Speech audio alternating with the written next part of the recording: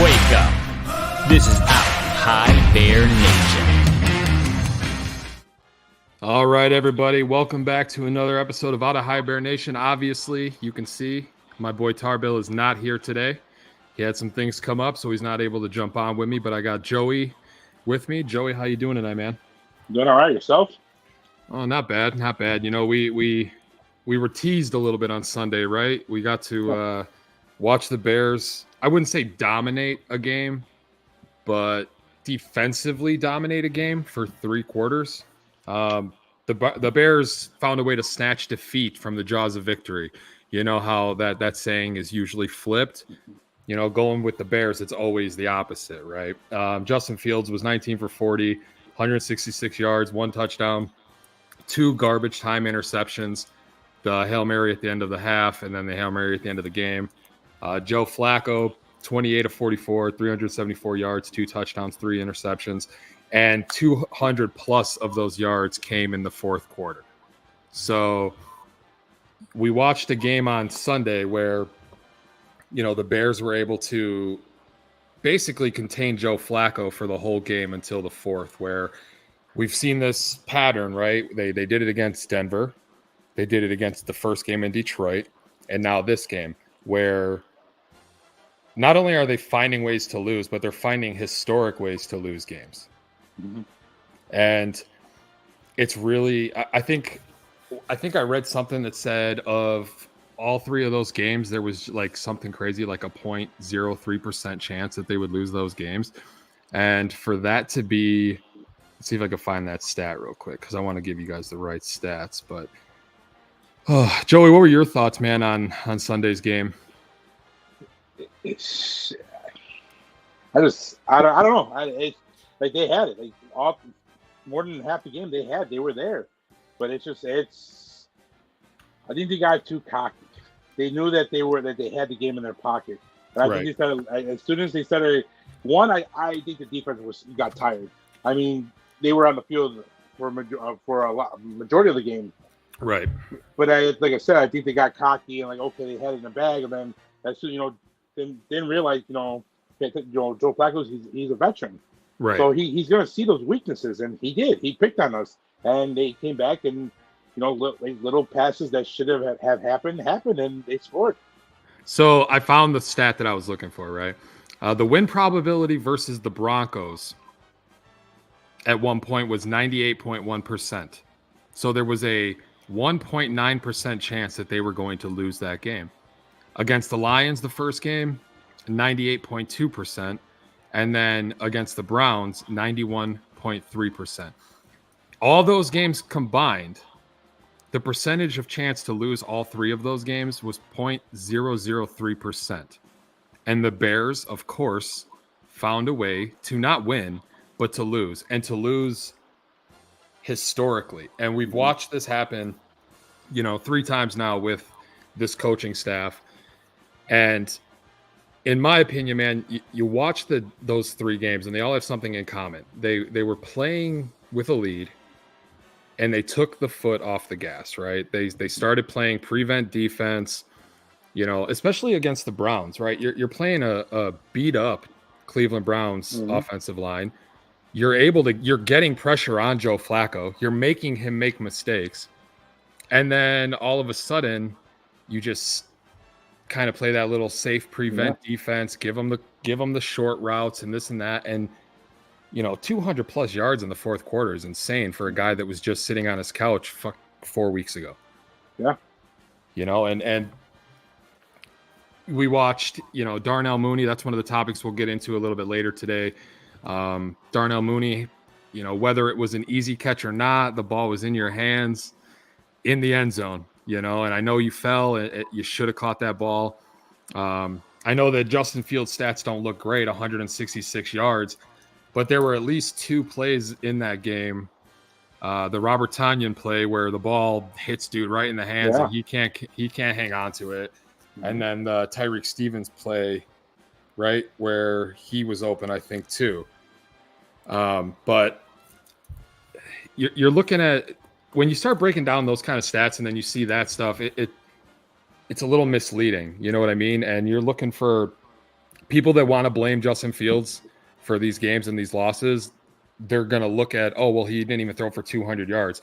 How can you expect this guy to take your team to the next level? What do you say to people like that, Joey? I say you really don't. Your IQ for football is very low. You don't know the game.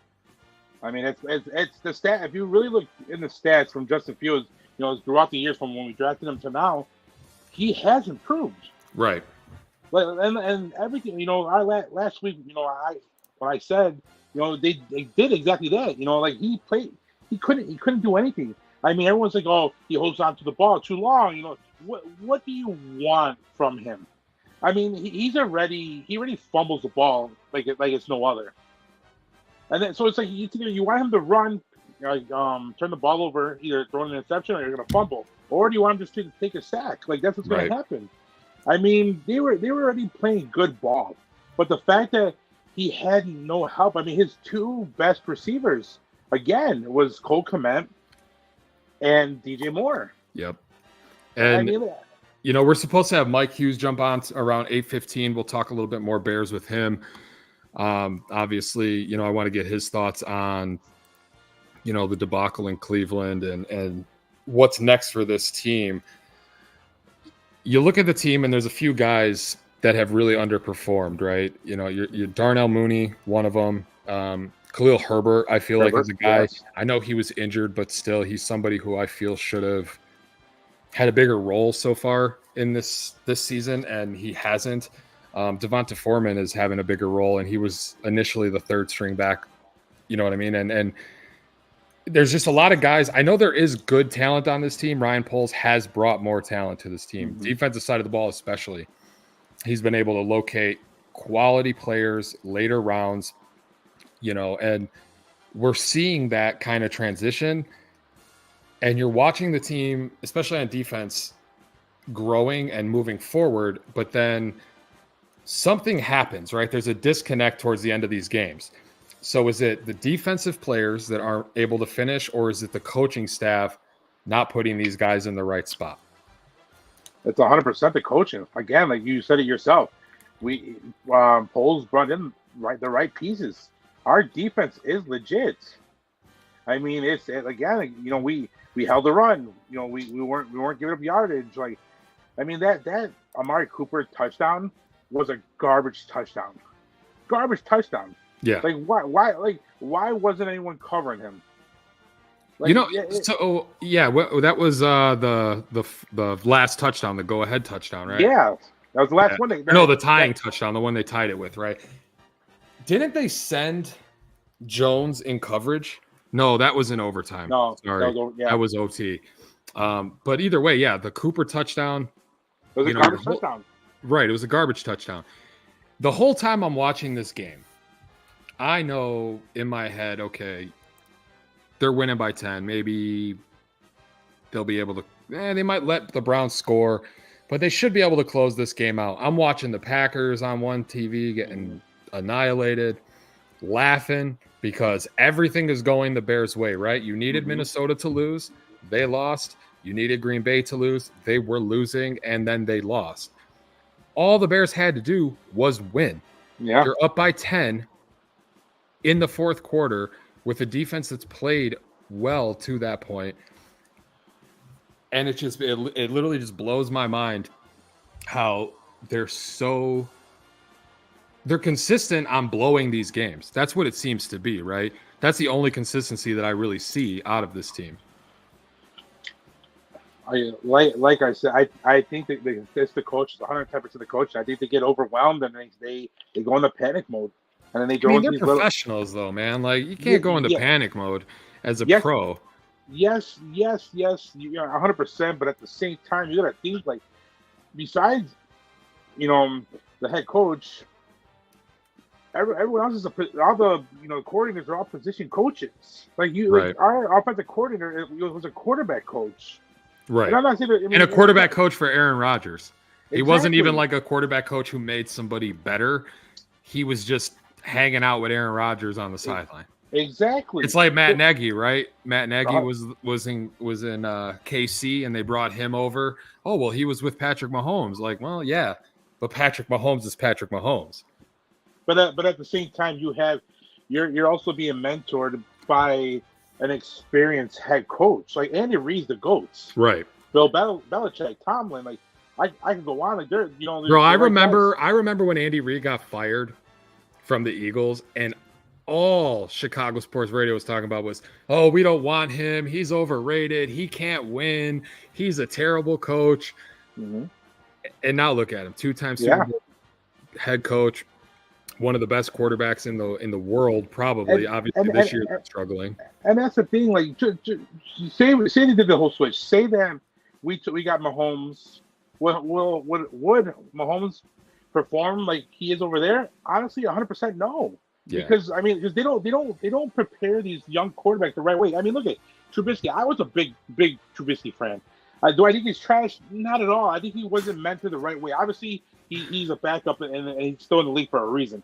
Real quick, let's pump the brakes on that. He probably will not be in the league next year. I know they paid him money, but fine. Your backup quarterback is trash. But here's the thing. Okay, point being is when they bring in these quarterbacks, they're not mentored the right. I mean, come on.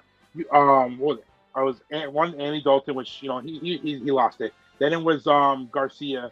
Then it was butt fumble Sanchez.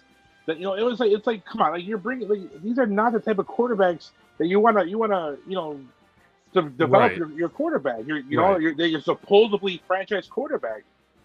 I mean, obviously, you're not gonna have like my opinion, and I'll go to the grave with this. I think our best quarterback ever in Bears franchise history. Say his name. Jay Cutler. Wait. Who? Jay Cutler. Are you like trying to mock me? I can't understand. The only reason I have that drop is because he's the best quarterback in Bears history. Yes, he's the only one. I don't care. Oh, his record says this. Whatever. Mr. Mediocrity is what people like to say. Yo, that dude was my favorite quarterback for the Bears. Yeah. I hope Justin can take that step to become a quarterback that we look at. Because, okay, so let's talk about this. If Fields leaves, he's just another quarterback in the line of quarterbacks, right? Trubisky, he didn't make it to his second contract. Fields isn't going to make it to his. There's all these guys, and it's another consistency with the Bears. They just cannot find quarterback play. And, the talk of, oh, bring Justin back or don't bring him back, draft a quarterback. There's an old saying, and I don't know exactly how it goes, but it's like dance with the devil, and I would much rather dance with Justin because I know how he plays. I know what we're going to get out of him than take a shot on a guy like Caleb Williams who has the same type of problems that Justin has where he holds onto the ball too long and his attitude is trash. 100%. You're talking about a guy who didn't talk to the press after he lost a game because he was upset. And I get it, but you can't go all season bragging about, oh, I want ownership of this team, or I don't know if I'm going to come back, or I don't know if I'm going to go into the draft if the team picking is not good. I'm going to go back to college. Like, Yeah, That's another topic that we're gonna. You know what? Might as well jump into it now. We're waiting on Mike if he's able to jump on with us or not. here's the thing. I don't watch a lot of college football. Why? It's just I don't like the. I don't know. Just something to me. Just like playing it. I love it. Yeah, I'm It's not a really cool. college football guy either. I'm not. I don't like watching. But it's like the more I keep hearing about Caleb Williams, the more I go back and I watch him. And then May too. I go back and I watch him. Like May's is a Trubisky 2.0. It's gonna happen. And then Caleb Williams, I mean, they say that him and Justin, he's a Justin Fields 2.0. I don't see it. Like I just don't. But at the same time, it's like I don't want a quarterback that's gonna. He can't be the. Yeah, he has some great numbers. Fine, I'll give him that. Is he a good quarterback? Yes. Could he be something great? Sure, why not? But not with the Bears. Could be, but not with the Bears. I just don't think he has the right attitude and the right mindset. All right, so let's hop into our first topic, right? Okay. Darnell Mooney, he's a free agent at the end of the year. Is Mooney worth the money? So I broke these stats down for the 2020 and 2021 season and then the 2022 and this season. And I combine all the stats. So in 2020 and 2021, he had 142 receptions, 1,686 yards, 8 touchdowns, right? Luke Getsy shows up. 2022 becomes the offensive coordinator. He has 69 receptions, 902 yards, 3 touchdowns. Now, in 2021, that was Darnell Mooney's best season as a Bear.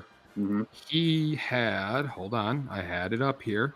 I think it was over 1,000 receiving yards. Yes, it was over 1,000 receiving yards. It was 2021. He had 81 receptions, 1,055 yards, and 4 touchdowns.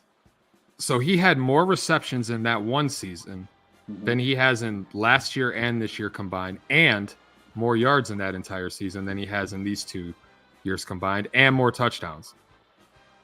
So is that Darnell Mooney? Is that Luke Getsy? Is it Justin Fields? Because I know there's a lot of talk that, Fields is a first read type of guy. We see DJ Moore have a lot of productivity. Cole Kmet's got a lot of productivity this year. What do you think the problem is with Darnell Mooney? But right there, look what you said. I mean, here's the difference between all 3 of them now. The first, DJ Moore, he's phenomenal. And so is Kmet has progressed. I mean, last year he wasn't all that, but these guys are finding ways to get open. They know what they had to do to get open to be better. Mooney, like I said, do I think we should resign him? Yes, but I would give him the bare minimum. Hey, listen, we like you. You fit our scheme. We think you're a phenomenal player, but this is what we're going to offer you. You take it or leave it. If you don't, then best of luck. We'll see what you get. But it's he's not performing the way he's running his mouth, and that's the problem. That's what a lot of these guys are. They run their mouths and they're not performing with like their talk. And that's like I said. I mean, Justin is a first saw whatever you call it and throws the ball like whatever. But why though? Because they're not getting open. The one person. I mean, look at what's his name? The rookie receiver we got, Tyler. Yeah. Why Tyler's been progressing. He's been doing great actually. Why hasn't Mooney? That's the question. Like why? I'm not going to blame the coaches for Mooney. I don't know if I would say he's doing great. I would say he's doing okay. I think that there's still areas that Tyler Scott can definitely improve on. He was one of the guys that in last week's game, he got an opportunity to catch a ball and didn't catch it. You know what I mean? Yeah. That's what I mean. And you're looking at Darnell Mooney. I thought for sure DJ Moore, Darnell Mooney, one of the top tandems in football, right? That's what we were all sold, right? And the chemistry between Mooney and Fields looked good, right? Fields' first year. I know he came in halfway through the season, but they connected on some good passes. Last season, it didn't go as well as you had hoped. New offense. There was a little bit of rust or a little bit of getting familiar with the offense you had to get. But then this season, it's been nothing. He's been basically a non-factor when it comes to this offense. Yeah. And it's hard right now because the Bears have at the moment the number 1 draft pick and then a top 5 draft pick, right? And ideally, I would love to see Marvin Harrison Jr. with this Chicago Bears team. And if that's what they end up doing, there's no shot they re-sign Darnell Mooney. Well, here's the thing too. Like, everyone. Right now, there's a few teams that need quarterbacks. Could we trade? Yeah, we could. But at the same time, like what team is really gonna pass up on Harrison? That's the thing. No matter what, quarterbacks. I mean, there's not a quarterback in this draft this year that's like, oh my god, like, he's the next Tom Brady. No, Caleb. There's back and forth with Caleb Williams, May, and all them. There's a lot of back and forth. So it's like, well, okay, you stick with Justin. You know how Justin plays, like we said. We bring in an offensive coordinator, a legit offensive coordinator, and we build around him. And I would take Harrison over 1 overall. I mean, that's a smart thing to do. And then I would trade that fifth pick and go from there. Like, or you take the tackle from Penn State. I don't know if I can take a wide receiver number 1 overall, man. And now that's where it kind of gets fishy, right? Because the Cardinals have the number 2 pick right now, and Kyler Murray's played pretty okay. So I thought Patriots have number 2 pick. Do they right now? I hope. The Patriots. Yeah, it's Bears, Patriots, Arizona. So wait, does that mean that we want the Bears to lose this game? Technically, yes. We want the Bears to lose this game. So that at least I do, right? Because I don't think Arizona moves on from Murray if he plays well the rest of this season. Yeah. You don't think so? No. So there's no other quarterback that's going to hit the market that's like, oh my god, I need to get him. I think Murray is kind of a wild card, right? Because there was all that talk last season about how the coaching staff and him weren't getting along. He got hurt, so he missed most of this season also. And now he played okay the few games he's been back. But do you, as the Cardinals, stay with him and go after a guy like Marvin Harrison Jr. to give him that big-time wide receiver? That's something I could see them doing, right? And you're talking about wanting to take him number 1 overall. I think if the Patriots have their say, they won't trade back with the Bears because they know the Bears are. If it gets to that point, I think they know if the Bears are going to take a quarterback or not, and if they're not, I don't think they trade back with the Bears. Maybe, but I mean, here you said that about the number 1 pick, but I mean, Julio Jones, he was a what, number 1, number 2 pick? Yeah. AJ Green. I mean, there's players who are out there, and everyone keeps saying that Harrison, he's going to be legit. He's that guy. So I why not? Why not take him first pick? If we need the weapons, why not? Yeah. See if you can trade back at least to 2, take Harrison. Offensive tackle might be round 2 or 3, depending. Yeah. I mean, I love Marvin Harrison. I think if you give Fields, Marvin Harrison Jr. and DJ Moore, automatically that offense jumps to the next level, right? Yeah. And then if you're able to trade that first round pick, recoup a second, maybe a third, and you can still use your 5th pick to address. I think the Bears need to get an edge rush. The opposite side of Montez Sweat. I think personally, to make Sweat continue to show out like he's been doing, he's been a factor, especially when Ngakoue was still in there. He was taking so much pressure off of the other side of the line that the other guys were being able to eat with it. You know what I mean? And you get yourself a young edge rusher who can focus on just getting to the quarterback because you got Sweat on the other side who's going to take most of the attention. I like that idea. And then, using, if you're able to get a 2nd round pick or a 3rd round pick on an offensive lineman, they really need a center. Like an actual center, not an offensive lineman or a guard or a tackle that, we're going to he played a little center in college, so we're going to convert him to a center in the NFL because we've watched that, right? And it's just not working. Yeah, but I mean, trading back, that's the thing. Like, you're going to have to, like, where would you go? I mean, Patriots. I mean, if you don't trade back, if you don't trade with the Patriots, then who else is going to, like, Cardinals Right. are going to Then again, right. Like I said, you kind of run into that. Like, are you playing with fire? Mm-hmm. Being able to get Marvin Harrison Jr. Now, we talked a lot about Justin Fields this show, right? So our next topic was, is Fields the right guy?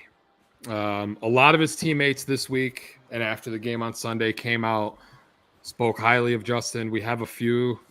First off, we have a clip from Micah Parsons' podcast that I'm going to show real quick. The Bears is really going to be a very good team, a legitimate playoff team next year. They can win out in the NFC North. I mean, I think this team can legitimately be a top playoff team as of next year with Justin Fields. I think Justin Fields is coming along a lot of way. They'll be transitioning, especially going into next year with the draft cap they have and getting more players, and they still have a lot of money in free agency. They're going to keep adding talent, keep getting better, and they're going to be a legitimate playoff team, especially once they learn how to finish games off. So that was Micah Parson. We also got DJ Moore asked right after the game the thoughts on the Bears moving on. And this is his quote. Y'all asked me this last week. I still think, I'm still like, bro, where's all this coming from? I get someone is coming out and there's two of them, meaning Caleb Williams and Drake May. I don't think they're better than Justin. Then you have Darnell Mooney, who was asked also, saying Fields is the quarterback of the future. He's the franchise. He's been balling. I don't understand why these people have all these questions. And then even an ex-teammate came out. Roquan Smith came out and talked about Justin and how if Justin was in a system where he actually had pieces around him, he thinks the dude would light it up. He would be a threat very similar to Lamar Jackson. Yeah, he compared to Lamar Jackson. Like, that's like... Right. Like, so all these guys, right, they played with Justin, they're playing with Justin, or they've played against Justin, right? All these guys are coming out and saying that Justin is the guy if he gets the right pieces around him. But it's not even just them either. I mean, I don't know exactly when they said it, but even, it was Lance Briggs that said the same thing. I want to trade away from Justin. Urlacher said the same thing. I mean, really, get him the pieces, build him up. He's it. I mean, so here's the thing. If the Bears didn't have the number 1 overall pick, is this even a conversation? That's how I've looked at this the whole time. Mm-hmm. If they didn't have the opportunity because Carolina is so bad, if they didn't have this opportunity to pick number 1, what would the conversation around Justin be looking like, right? Would it be, he's grown? Because if you look back on the last 17 games, his stats have improved from his first 17 games. Mm-hmm. Less interceptions, more touchdowns, more passing yards. So you see that growth, right? That's all we've talked about, growth. And going into this season, we talked about, what was the projected record for the Bears? I think 7 wins, right? Was the ultimate, like that's where they had them at 7. And right now they're sitting at 5. So, I mean, you're looking at a team that, like, we kind of figured this was going to be this team. Now, yeah, there's been worse moments at times, like those 3 big losses that you have. But overall, a lot of these games, the Bears have, other than the Kansas City game, have looked like they're in. And Justin has been a key part of that, I feel. Extending drives on 3rd down by getting out of the pocket with his legs and making key throws at the right time. Does he miss 33 touchdowns he has. 33 touchdowns. Between running and passing, right? Mm-hmm. 33. Yep. And that's more than Stafford right now. Well, I mean, Matt Stafford, that guy needs a walker to finish playing football. I don't even know what he's doing out there he's an elite quarterback. Right. I mean, I get it, but I just think you're looking at the situation, and I understand finances in the NFL take a lot into, context of Fields is going to need a new contract here. Do they accept the 5th year off? Sorry. Do they accept the 5th year option on him, or do they not? Right? Because that has to be figured out. In March? I think in March they have to decide that. And my thought on this whole thing with Fields, I think you do your team a disservice losing a guy with that type of leadership. And I think it hurts the team more getting rid of Fields and that leadership than it would keeping Fields And you know what I mean? I just think that They'll, keeping Fields is the better they'll be option. the next Titanic. They'll be the next Titanic. Right. You get rid of Fields, the Bears locker room, their confidence in the coaches, their confidence in the organization, that's going to sink. Yeah, like Aaron said right here, Fields needs to be tested one last year with more talent. And here's the other thing. Let's say you pick up the 5th-year option, right? He's not doing what you need him to do. You could still look to trade him with that 5th-year option, right? And then a team gets him. They can look at him and say, hey, do we want this guy? Do we want to sign him long-term, or do we just want to use him as a stopgap till our next guy comes in? You know what I mean? And here's another one by Aaron. Fields is growing, but he still cannot dissect and read defenses fast enough yet. And I agree. Like there are plays, if you look, where Fields is just he's not seeing guys open down the field. I don't know if that's PTSD, post-traumatic sack disorder. You know, that's what I coined that. I coined that a few years ago with Tarbill on this show. Right. And or if it's just him not being able to understand what's going on down the field. And I don't think that's it. I think if you watched him in Ohio State, right? Like I'm not a huge college football guy. I'll be the first to say that. But I do watch occasionally when the big games are on, right? Like I don't go looking for college football, but on a late Saturday night when Ohio State's playing somebody, I'll tune in. And I watched Justin when he was in college. Then I watched him in those bowl games. And he was letting the ball rip. You know, there's plenty of plays if you go out there on YouTube or Twitter or X or whatever, and you look up Justin Fields Ohio State videos, you're gonna see dude just throwing the ball all over the yard, right? So I don't think he just lose that ability, right? I think what happens is you go from a general manager, head coach as the guys who select you, who everybody in Chicago knew weren't going to be there the next year, right? But we allowed those guys to pick a quarterback. Then you start Andy Dalton over Justin Fields. And halfway through the season, you realize that's a complete mess. So you throw Fields in there, and he struggles because you have an offensive coordinator, head coach, Matt Nagy, who fired himself twice from offensive play calling duties. And then you bring in another coach, defensive-minded, an OC who has never been an OC before, who came from, again, Aaron Rodgers' backside, you know, just hanging out with Aaron on the sidelines. I don't think Fields has ever been yet put in a position where the offensive coordinator tailors the game to him. 100%. I mean, it's shown. I mean, he even said, like, you know, I'm playing the coach's game. Now they're letting him play his game. You drafted him for a reason. You like his play style. You like the way he leads. You know everything about him. And yes, his mechanics need work 100%. Yes, he needs to work on some things. All things that can be worked for. Yeah, but all quarterbacks have things they can work on all the time, right? Like even look at Patrick Mahomes this year. The Chiefs are struggling a lot. And yeah, his wide receivers aren't the greatest, but there's still some times where he makes boneheaded moves, you know? And yeah, I'm not putting Justin on the Patrick Mahomes level. So before people start just going at me for that, I'm just saying, you know, you look at a guy, hell, last year at the beginning of this year, people were like, is Lamar Jackson really that guy? Yeah. And then all of a sudden this year happens and everybody forgets about that.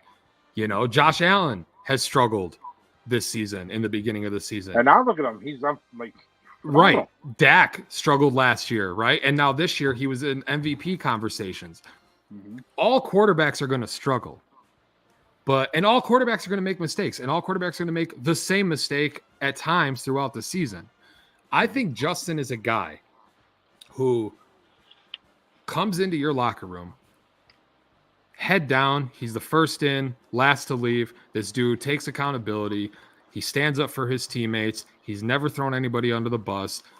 When the media, remember, I think it was week 2 or 3 this year, where they were like, oh, Justin threw the coaching staff under the bus. And then he pulled the media back in after practice and was like, yo, you guys took my quote out of context and all that stuff. He's a guy that I am proud to have as the quarterback of this team. See me, like, this is what I would do if I was put in this position and all that. I'm gonna stick with Justin. I'm gonna pull Justin to the side. I'm gonna say, listen, we're gonna get 2 more weapons. We're gonna go Harrison. We ain't going after a quarterback. But this is what you're gonna do. This offseason, I'm gonna give you a break. You're gonna get a month off, whatever. After that, we're going to work. I'm gonna find the best camp and send him. I'm gonna get him to work with it. Like there's different ways to go about it. It's bigger the problem. We're not getting us going out and getting another quarterback. We're rebuilding again. We're not rebuilding. We're a few pieces away. Like that's it. Like Justin Fields, he can be something good, great. Right. Even. The narrative, like you said, man, that narrative of it's just Justin's fault. I hate that narrative. I get it. The quarterback's the most important player on the field, right? He's going to take the heat. He's going to get the praise when the team does well. But football isn't like basketball where one dude can take over a game and win you games and championships. You know what I mean? If the defense lets up 56 points and your offense scores 34, your offense scored a good amount of points, but your defense was trash. You know what I mean? And we've been there with the Bears, right? Where the offense was okay, but the Bears defense was just so bad. Mm-hmm. I would love the haul they got for the first round pick last year, plus DJ Moore, and the quarterback class was nothing compared to what it is this season. I think you can get just a haul back. I think you keep Justin. You have control of him for 2 more years, at least, right? The 4th year and the 5th year. And you use these 2 years to give him Marvin Harrison Jr., to get an edge rush, give him a center, give him some more offensive line help. Yeah, because Braxton Jones isn't it. I mean, I think Braxton Jones does enough. I don't like if they had to stick with him next season, I think it's okay. I But go in the guard. you know, it's like I was listening to ESPN 1000 yesterday, I think it was, and Sylvie was going on about why people are okay. Well, continuity is key in the NFL, and look at the Steelers, and they've had Mike Tomlin and blah blah blah, and the Patriots and blah blah blah. But like, remember, he used the reference of the Cubs back when they had Rick Renteria and got rid of him to bring in Joe Madden, right? And then David Ross situation. David Ross was a good coach. I think he coached and got the most out of that team. But then they bring in Craig Counsell, not because the guy that was in that spot was bad necessarily, but because the guy they're bringing in is better. Mm-hmm. You know what I mean? And if you're going to be, I think it's weird, Bears fans, that we're okay with mediocrity, right? Like, oh, let's just settle for this because it might be the best we get. A lot of my trust issues in life, we've talked about this, come from the Chicago Bears and not being able to trust if they're going to make the right decision at GM, at coach, at quarterback, because they failed to do that so far, right? And now we're getting to a situation where does Ryan Poles look at Matt Eberflus and think, you know what, that's the guy. That's my guy that I'm going to ride the next 4 years with in this spot. I think Poles knows. Poles, his relationship with Fields, that from what I see and what I hear is like they're tights, like they're peanut butter and jelly type, you know. Everybody loves peanut butter and jelly. Exactly. So it's like I said. I mean, last season, Fields was performing.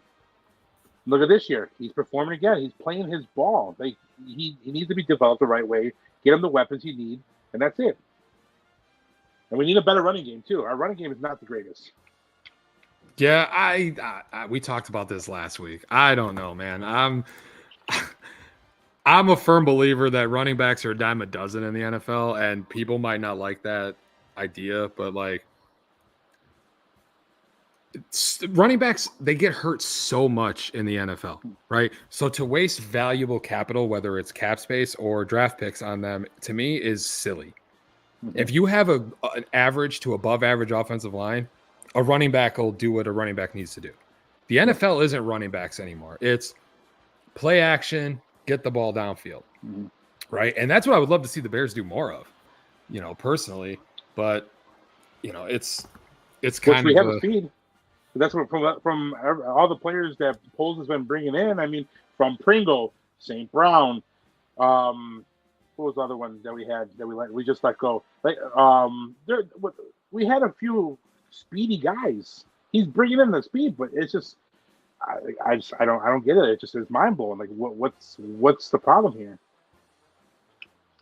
Sorry. Yeah, it's. I was talking with Mike. He said that he was running a little behind, which it's no problem at all. You and I have kept the conversation going, and honestly, it's been pretty solid convo so far. But I think if you're looking to the future, these next See, three right now, what Aaron just said, that's true. That is true. Look at all the drops the receivers had. right, And you said this from the tight end to tight end to Mooney and everything. It's like when I saw that that drop from Mooney, it brought me back. Well, I don't know. I forgot what game it was, but it brought me back to Bernard Berrien when he got tossed that ball and it was a game time decision. He had it right and just slipped right. and through just his slipped hands. right through his hands. Yeah, Like it's just like the Bears are literally always this close yes. to being serviceable. I won't say good, but I'll say serviceable. And they just always drop the ball. Yeah, literally, right? and that's what I'm saying. Like right now, from the foundation that the Bears have, they're on the right path. They're not going to be a Super Bowl team this year, next year, or whatever. Like, but they're on the right path.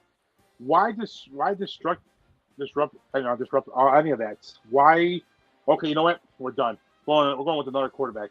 All of a sudden, people lose. Like they're going to play regardless because that's their money. They're that's just what their income and all that. But Right. it's like you're gonna lose trust. You're gonna lose faith. And you're starting all over. The Bears really have a problem where they just don't like to re-sign their own players. And Yeah.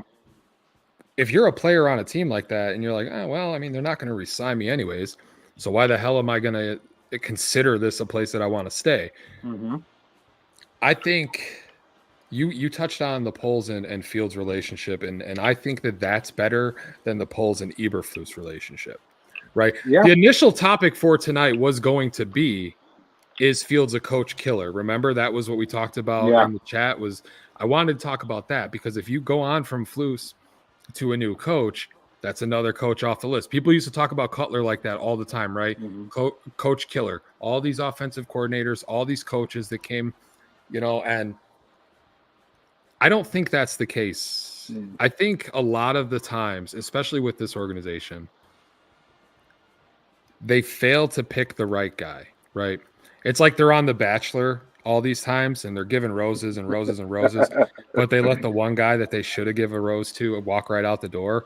And then, hey, crazy thing, Mike McDaniels ends up in Miami coaching Tua in one of the best offenses in the NFL, Mm-hmm.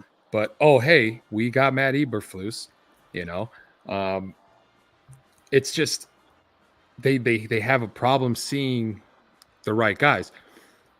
Poles, to me, has been pretty good at talent evaluation. Now, wide receivers, don't get me started on that. That dude just seems to have a complete blind eye to the wide receiver position.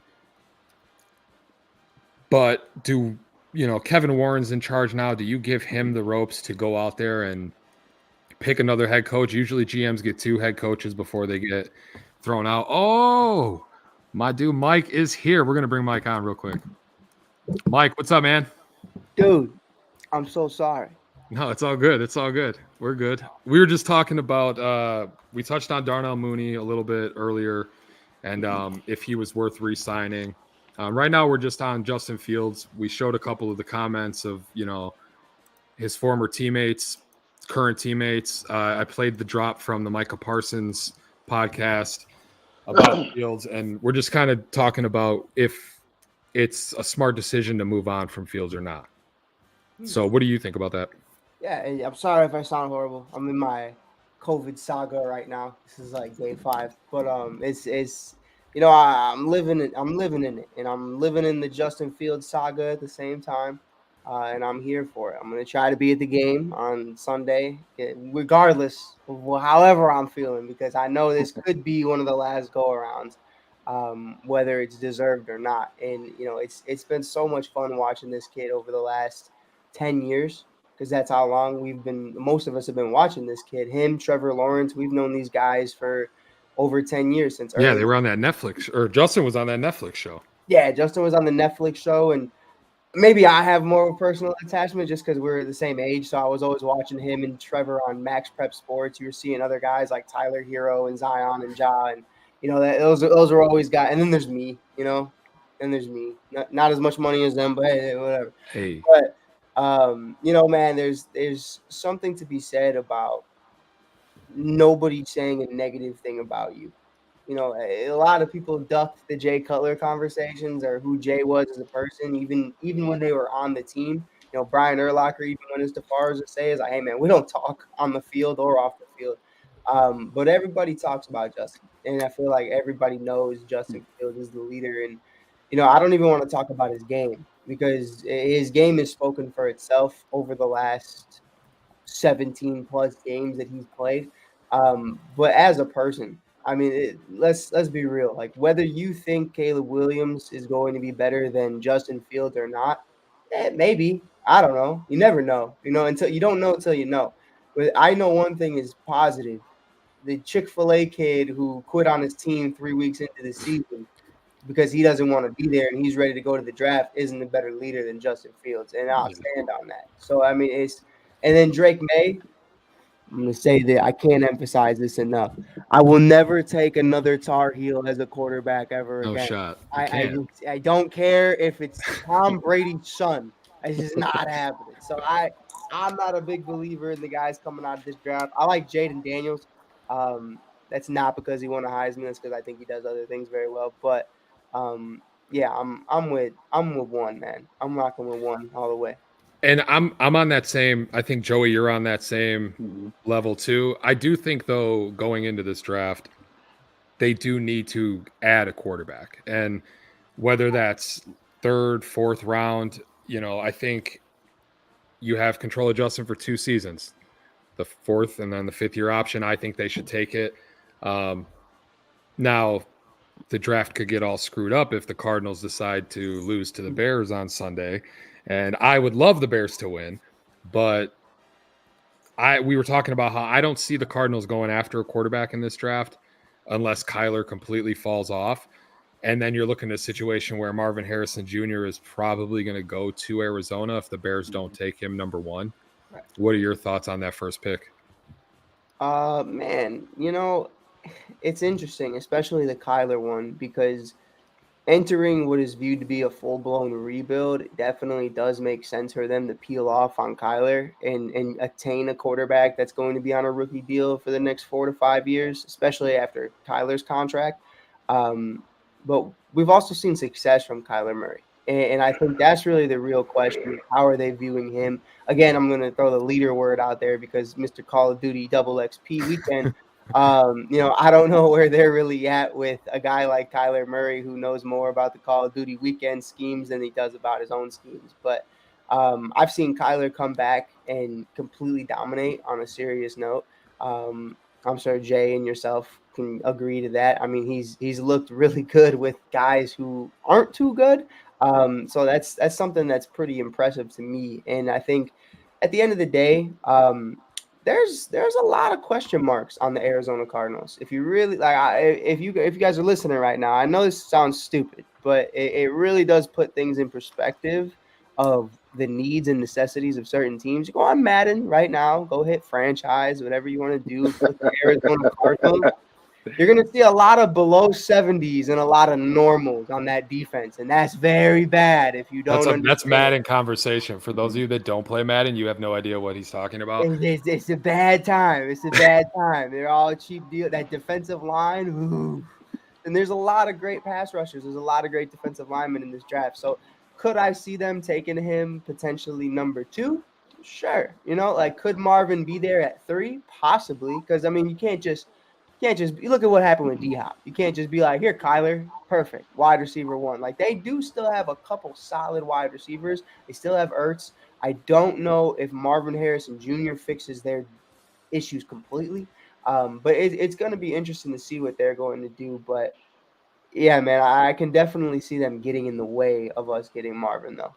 Yeah, it's this draft is going to be interesting, right? Because Joey and I were talking about the whole Fields thing. And like, if the Bears didn't have that first pick, is Justin even a topic of conversation at this point of the year? And I don't think he is. I think the dude, first 17 games, yeah, it was a struggle. But if you look at the last 17, you've seen the growth that you're looking for, right? With touchdowns, less interceptions, more passing, everything you kind of wanted him to do, he's shown that he can grow and do that. We were going to jump right into our bare bones segment, man, if you want to jump in and be a part of it with us. Dude, I'm here, man. You have me as long as you want, bro. I promise. I should have been here from the jump. All right, we'll be back in 30 seconds. Play to the whistle, man. Let's be great today. Let's be great. Win out 3, 1, 2, 3. Win.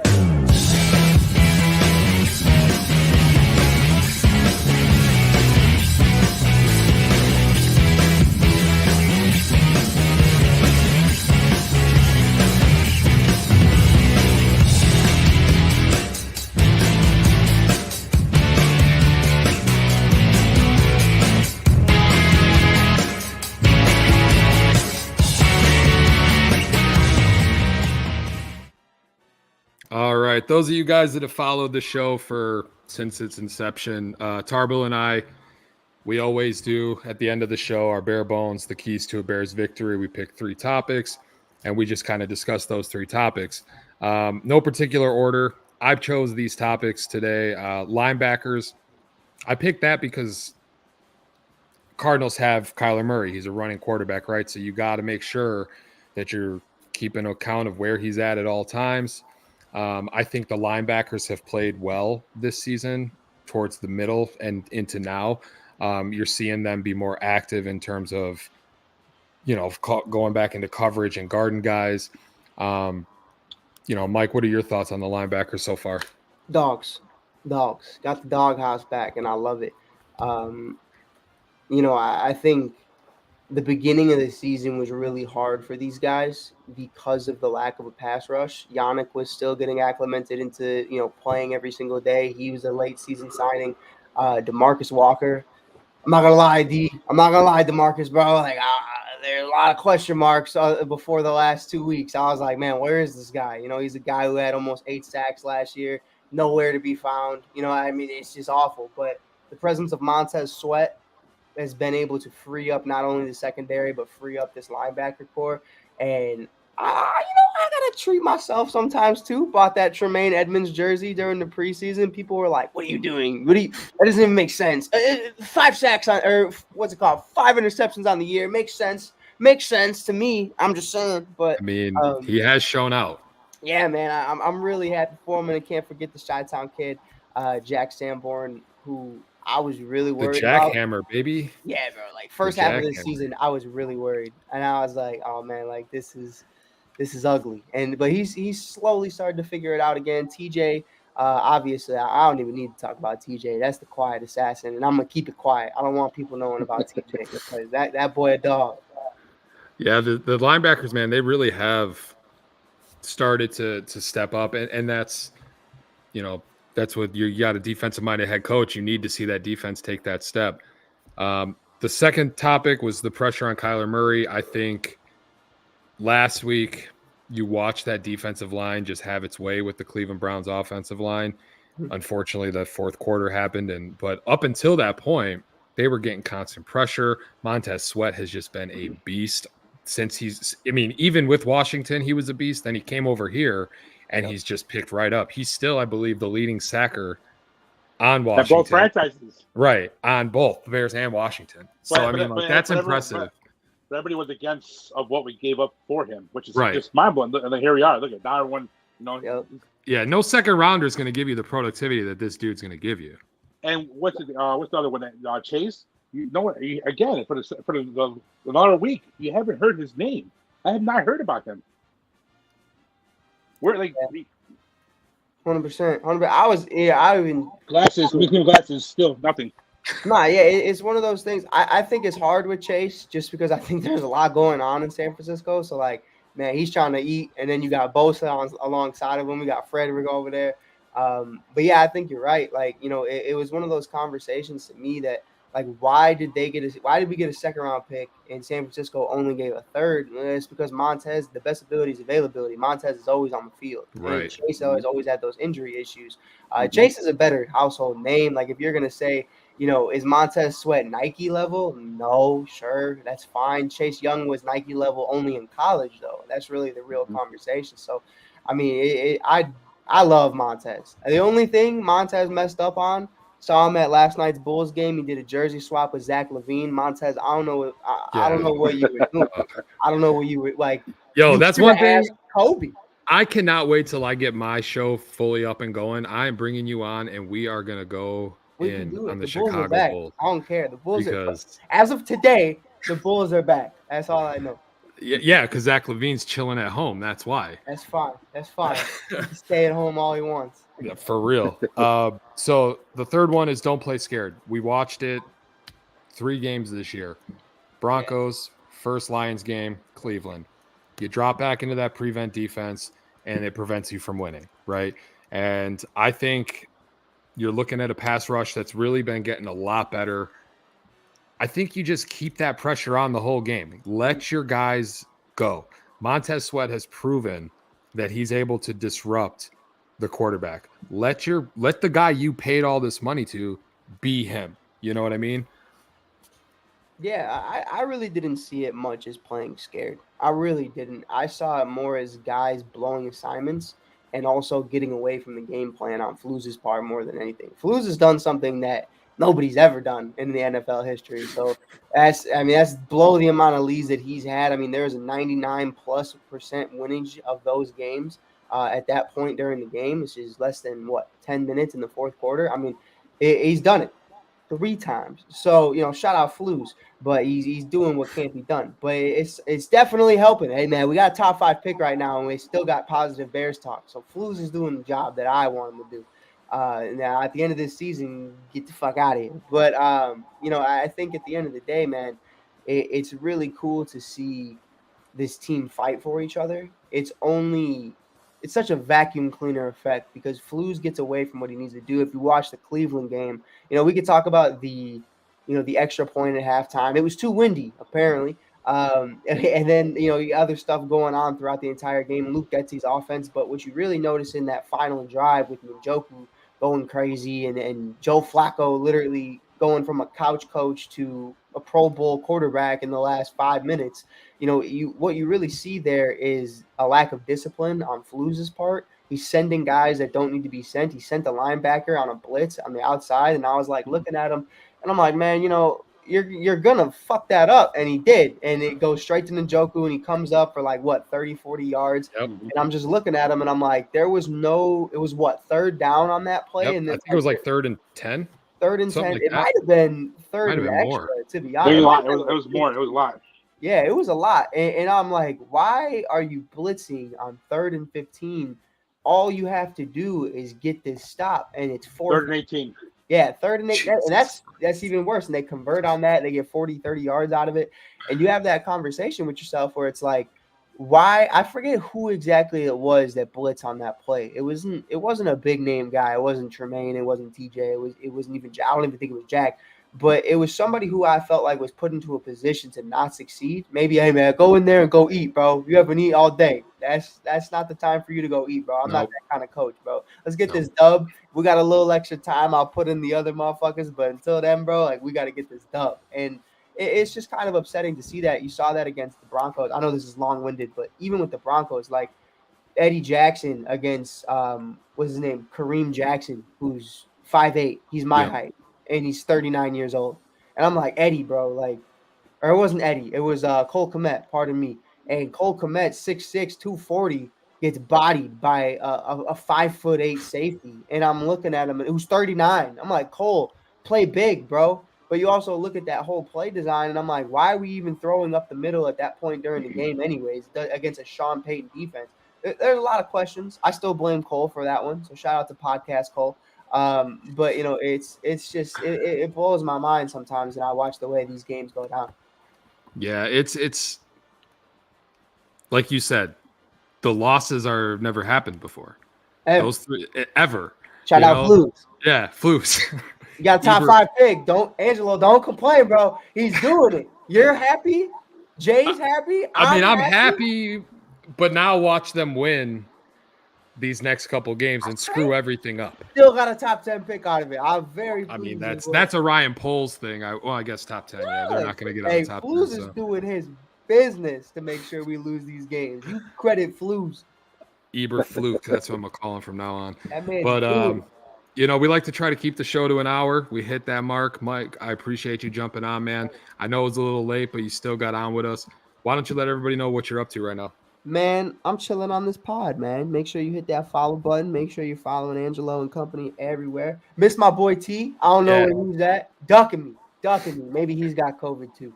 But you can check me out on the Shy.Kid on TikTok, Instagram, all other social media platforms, or on Facebook at Mike Hughes if you just want to see me complain about daily things that aren't all sports related. Today's topic was, I feel like some people who stopped growing in freshman year of high school are still upset and have never recovered. That was just my personal opinion. I saw a very angry man today at work, and I was like, why are you so angry? And I saw he was like 4'11", and I was like, oh, okay. That makes sense. Yeah, I mean, being 6'1" is pretty nice. I'm not gonna. Oh, it must be nice. I mean, 6'5". I'm not. Okay, Joey. Let's go all out here. Okay. Dude, here's the thing. 6'1", 6'5". I'm 5'8". I'm happy as can be. Guys got to get over it. You know what I mean? I've moved on. I'm like, all right, what's the next goal? I grew my beard. That was the next goal. But this thing, I'm so proud of this. Dude, gotta be proud. You guys got. I see my man to the right got a nice one too. He's doing the sit. But I appreciate both. Hey, I'm the muscle. I got y'all. Man, and like we always end the show. Packers suck. All right, guys. Thanks for tuning in, watching Out of Hibernation. We'll be back again Thursday next week. Have a good holiday because Christmas will hit before we get back. Make sure you're nice to your family. I know sometimes they're a pain in the ass, but do what you got to do to make it through the holidays. We'll see you next week.